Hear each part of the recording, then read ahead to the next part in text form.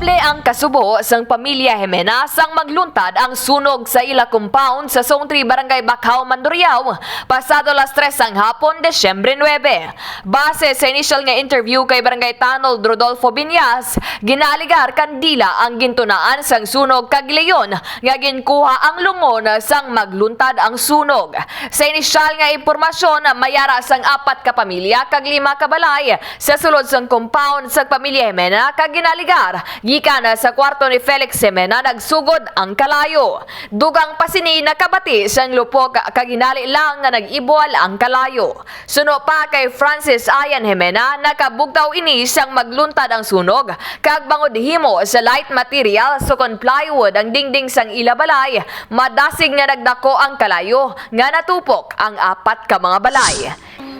After sa lupok, dinhalin ang lupok, sir. Hindi raman siya korto. Oo. Kaya pagbugtaw ko makalayo ng Oo. yung ko nga may ngagaw. Oo. Hindi kayo dasig yung kalayo.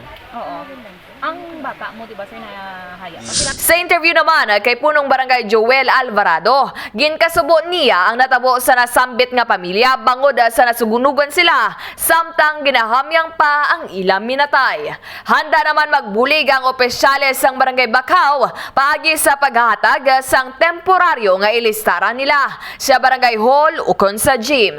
Panugya naman ni punong barangay Alvarado maghalong sa tagsa ka mga panimalay, ilabi na sa mga ginasaksak ng mga appliances kag extensions.